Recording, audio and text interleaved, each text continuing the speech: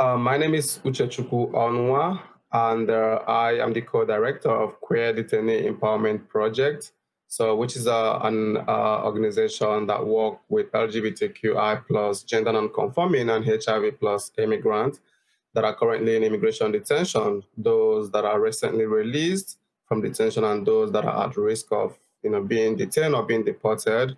We help them in securing structural health care well-being, educational and legal and emotional support. And we are also community organizing group that work to organize around structural and state violence that prevent LGBTQI plus immigrants from actualizing their dreams. I came here as an immigrant and I was detained in immigration detention center.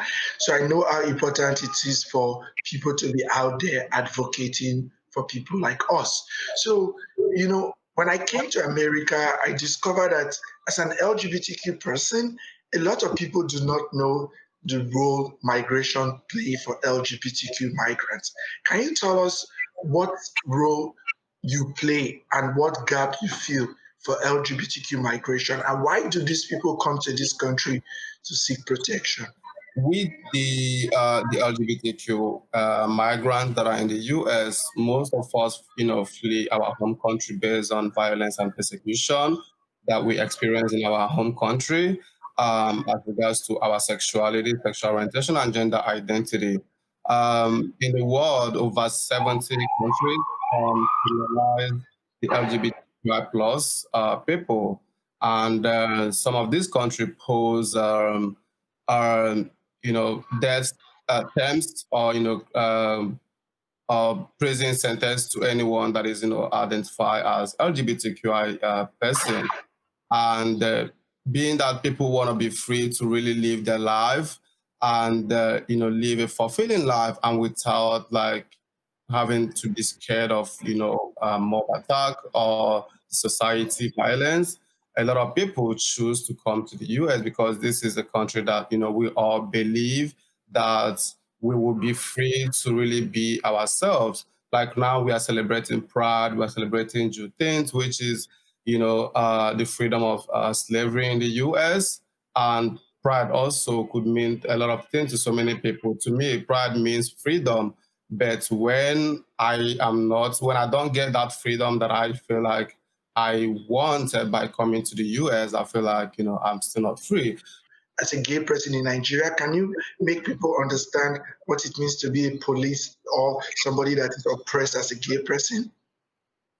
So I grew up in a very religious family. I lived with a reverend father for like 4 years. I was actually going to be a priest, right? So just to like give you the background of how religious, Nigeria could be, or how religious that I was, growing up in Nigeria, I have been told that the gay people, we are not normal, that we are not wanted, that we are less human. Like I've been told a lot of things as a gay person. Like I've heard so many like horrible things as gay person. So it wasn't easy for me growing up as a gay man in Nigeria. I have had to deal with a lot of violence, physically and verbally. I've had to deal with loss of friends. I've lost so many of my good friends due to violence based on their sexuality. My best friend was raped when he was, 14 years, and I was 15 years at that time. That was like the main reason that I got into the work that I'm doing right now because he was raped by four men just because he was perceived to be effeminate. And few months after that, he tested HIV positive, and as a result of that, he committed suicide. So like that moment in my life, I wanted to really be free. I wanted to be safe. I want to also not be safe, but also to advocate for other people that would, go through the same thing that my friend went through. And that's how I got engaged or involved with an organization that was advocating for LGBTQ rights. So it wasn't easy. It has never been easy growing up as a gay man in Nigeria because the society rejects you, your family rejects you. When my family found out about my sexuality, it was like, that's the end of it. We don't want to have anything to do with you. You cease to be my child and all those things. And then even the church, that I worship is like, oh no, this is it. You can't be with us because like you are a disgrace to the community. And this Mm, is what a lot of LGBTQ people face in most country. One of my friend and colleague, a trans woman in Nigeria, may her soul rest in peace, Bamanga. She was killed in her home and her head was cut off. You can imagine the trauma that she went through. They killed her and cut off her head, buried her body in a shallow grave in her living room, and put her head in a sack bag, and the community denied not knowing anything about it. Like my also friend Destiny was killed in his apartment, and her body was found 4 days after his death. And at that point, he was decayed. The body was blown, changed color. We could barely identify that this was Destiny. So, and most these things happen. Nobody talk about it. The community, the news don't even carry it. Like you don't even hear all these things when they're happening. We hear because we are underground, we are working with this community, and we see things when they happen. So all mm, this, I personally have been mob attacked by society. I have been beaten up several times that I was at the point of me being killed. I still have mark of the beating and all the things that happened to me, and even in a place that I had nobody. I could have been there without anyone knowing about my whereabouts, and that's what has happened with wow. so many LGBTQ people in Africa, in Nigeria. People get killed without even your family or anybody knowing about it. They will report, "Oh, you missing," or they don't even report about it. Like, and Mm, this things like we are experiencing, we just only want to be free. We want to be ourselves, and that's why most people would choose to come to the US, because we believe that this is where we will be ourselves. And again, the church, like you mentioned earlier, even like fuel the stigma and discrimination that the LGBT community face, because pastor would say, "Oh, you go to hell." I have been in church several times, and the pastors or priests, they will preach against homosexuality, and because of the religious house, Nigeria is so religiously inclined. Even we are there and they're saying all these horrible things against us, and we will still sit down in the church and take all those things. It's like at some point I'm like, I can't stop going to church because of what the pastor is saying, even though this hurt me internally, it's like it's just so hard. can you give us an insight towards what is your experience like being a black gay immigrant in America? Sometimes I compare my life here and my life back home. I feel like I don't really know what the difference are, because I left home because I want to be free to really like be myself. But here in the US, in as much as to an extent my sexuality is, being accepted to an extent, but for the fact that I am, immigrant and black living in this country, it is hard, because every day when I go out, I'm scared. I'm always afraid, scared of the unknown, because I didn't know. I don't know what is going to happen to me. I don't know if I'm going to be stopped by the police. I don't know if I'm going to be killed for even advocating. Recently, Nigerian migrants Oluwatoyin was killed in Florida, because she was vocal, she was advocating, she had co-organized and led protests to the for Black lives. And seeing all those things happening, I feel like I don't really know where my life is. I don't know, like I'm always, even when I go to sleep, I'm scared that am I going to wake up the next morning, because you don't know who is watching you. So it is really hard. Like I said earlier, we're celebrating freedom of slavery, but I feel like we are not free in this country. Like Black people are not free. So that slavery that ended, that we're celebrating today, is still we're still in that system. Like we're still in that circle. So like as an abolitionist, I believe that we need to abolish all those systems, because if we say that we need to reform the system, at the long run, it's going to come back. It's like we are recycling those systems. So we need, when we're talking about freedom, we need to remove and abolish all the systems that cage us, all the systems that prevent us from being free. They say none of us is free until all of us are free.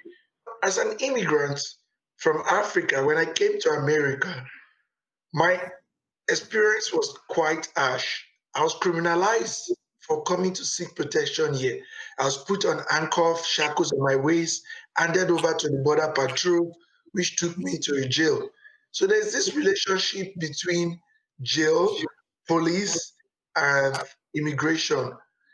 As you, as an abolitionist, you guys are trying to end detention of migrants and to close private prisons. Can you tell us about this work and your personal experience with police and immigration? This is very, very critical and very important, especially in this time, with the Black Lives Matter movement. We need to also like start thinking about the connection between prison, the immigration, because we can't talk about one without leaving without talking about the other one, right? So there are so many ways that these systems intersect. I want to share a study that was done by Syracuse University Transactional Record Access. They published a study that shows that Trump administration record high number of deportation in 2018, 287,741, and about 130,667 out of those numbers that were deported are folks that are part of the migrant caravan who are escaping their home country as based on violence and economic collapse. The statistics also shows that the attitude on criminal justice systems and immigration have changed as nation leaders advanced.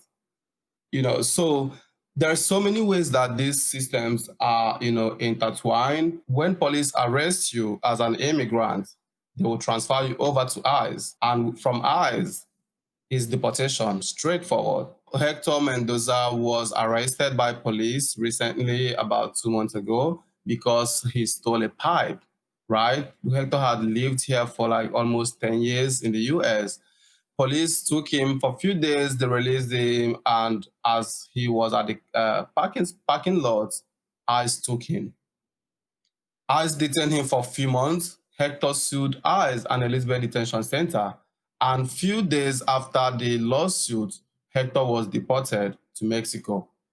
This happened last month, like early last month.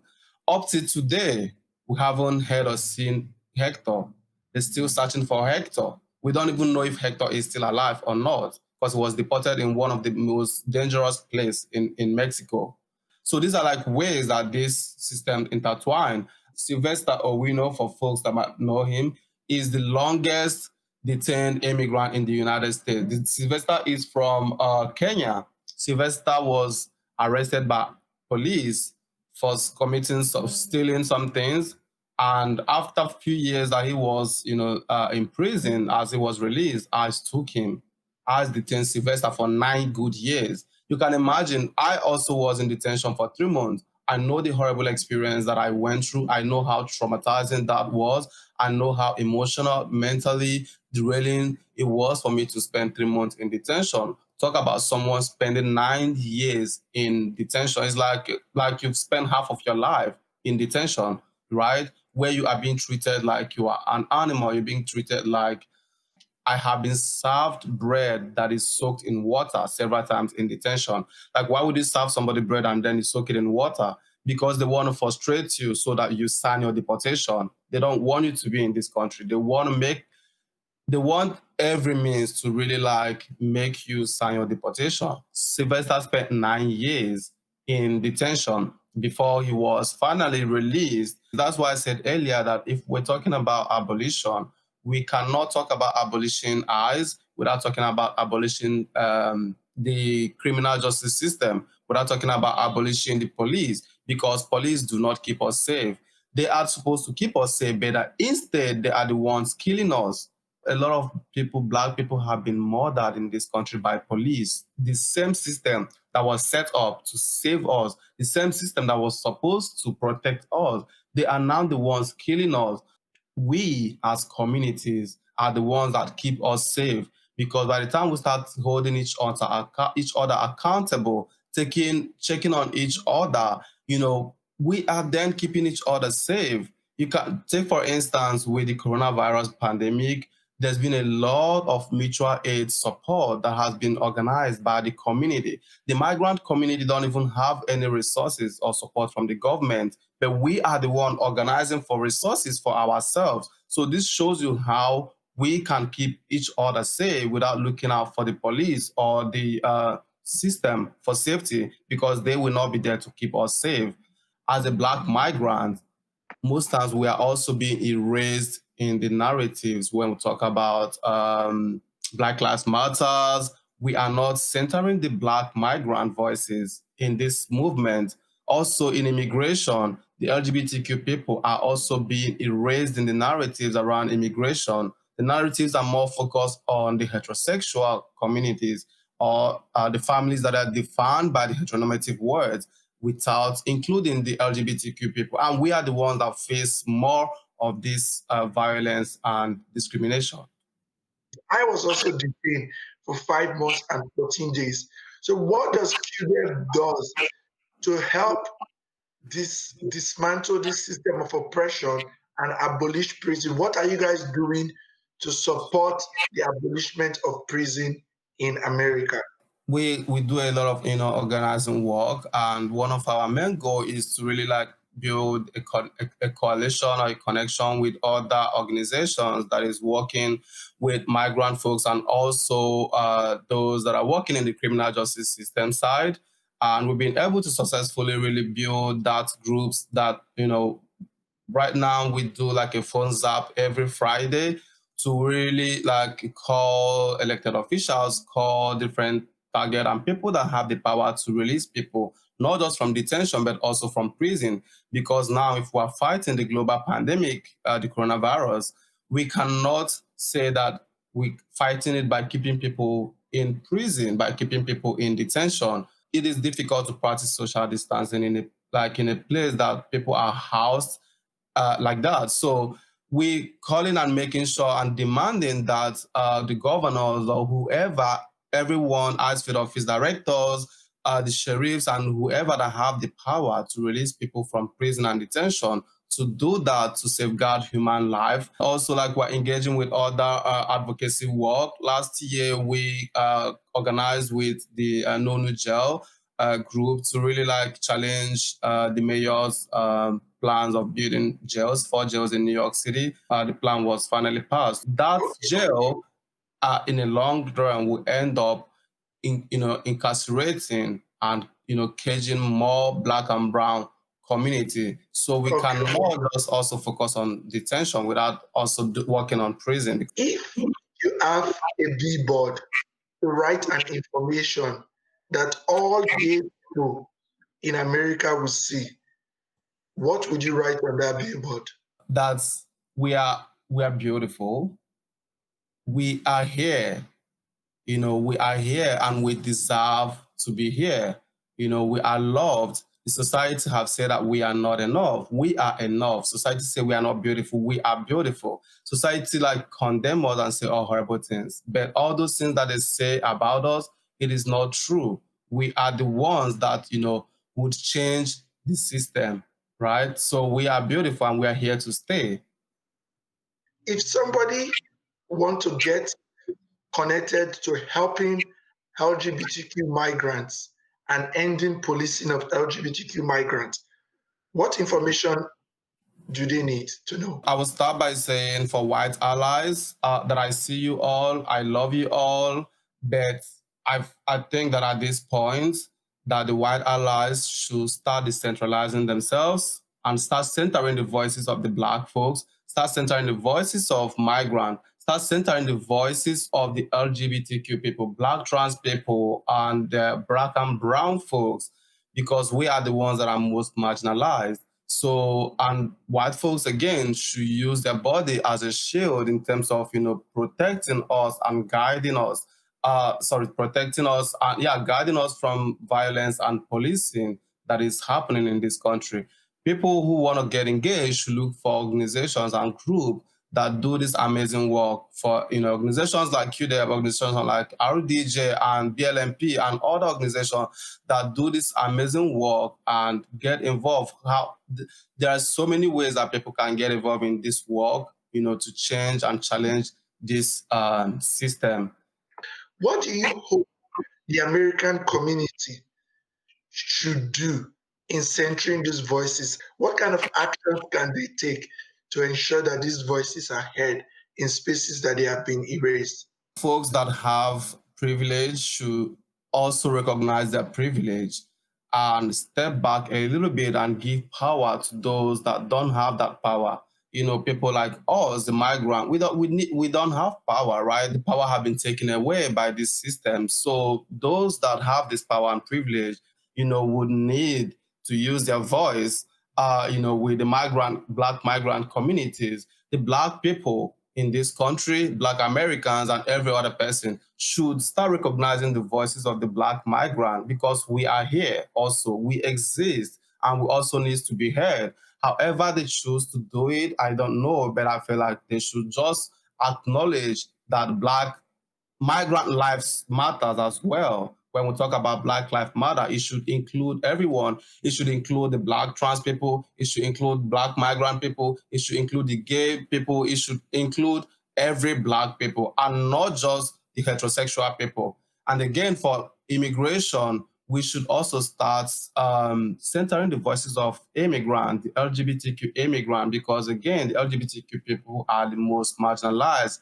in terms of immigration. Trans people, trans immigrants are put in solitary confinement for years, months, as case may be, because they did not identify to a certain sexual orientation or gender that you as police or as officer want them to identify as. And most of them are sexually abused and harassed in detention. Most of them also do not have family in this country. Like they have to really be the one to build and create their own family. So we need to start recognizing the voices of the Black immigrant people. We need to recognize the voice of Black trans immigrant people in this work. However we want to, do that, we should, but their voice needs to be heard. We need to center them in the movement to fight for abolition, because we cannot say that we want to abolish prison and arts without really giving voices to those that, because at the end, it is our story as migrant, our story matters, and it's our story that is going to change those narratives. But if we are not, if our voice is not there, then how do you want to do that?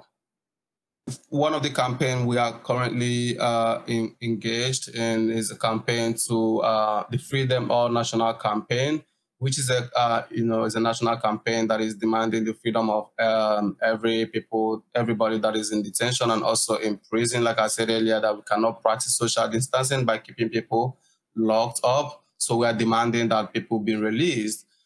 So people can get engaged. We do phone calls every Friday by 12 p.m. We just finished one. We've been able to build a group of, migrants working group and advocates from New York and New Jersey to, do this work. Currently, we are working on an executive order language that we're going to send to New York and New Jersey governor, asking them to sign the executive order that would prevent ICE renewal of contract, and also that would free everyone, and also that would prevent new detention from being built. So once that is finalized, hopefully by next week, we'll be sending out sign-on letters for organizations to sign. So that's another way that people can also get involved. And also we are there are some other campaigns around the ankle bracelet that we are working on. So people can also get engaged, because again, like most people are released from detention or prison with ankle bracelet, and that can, like, I see our members, being out of detention wearing ankle bracelet. Whenever I see that, is like it kills my spirit just to see people wearing that ankle bracelet for months. And yeah, it is hard, right? Because people just left their home country to be free in this country. And then, even when they're wearing the ankle bracelet in the train station, the way they're being looked at, like, this is a horrible criminal. Don't go near him. Don't go near her. And we work with Freedom to Travel recently to release and education and information materials that will be published very soon. So there's so many ways people can get engaged. There's so many campaigns that QDEP is involved and other people too. I will advise people that are listening, if you want to be a part of this, go to QDEP website and sign up for their email. And Val is also available on Instagram at famous Val. So search his name on Google, you find him. And one thing I would encourage people to do also is that sometimes QDEP organize protests. They need people to join them in calling for the abolition of prison. Val is an abolitionist and a community organizer. So if you know trans migrants that are needing a community, Val organized leadership training for trans migrants. Please, please, please, I encourage you to support the work of QDEM. We just published the registration and application for the second cohort session. The leadership program is for trans migrants, trans women, cisgender queer women, and also gender non-conforming people. And the goal is to train them and give them the power that would be able to really allow them to organize and advocate for the abolition of prison, and also challenge and rapidly respond to issues that is affecting us, as a community. And within the first cohort session, we really like the participants have been so amazing. So the second cohort session application is published. Sign up, share the information with your friends that might need this, experience. So it's not only giving to QDEP, QDEP is also giving back to the community. So if you're an LGBTQ person that is a trans and you want to partake in this empowerment and leadership to enable you advocate as a migrant, QDEP is there for you. Also, if you're a trans person, we just finished our partnership with Okra Project and Off the Plate, and I think QDEP also have that sort of partnership to provide food to trans people, Black trans people in our center in St. Mary's on Mondays and Fridays. Please reach out to us. My name is Edafe Okporo. I've been the host of this show today. You can find me on Twitter and Instagram at Edafe Okporo, and my organization is RDJ Refugee Shelter. We advocate for asylum seekers and refugees in New York City. We love you. We love you. Happy Pride from us. Thank you.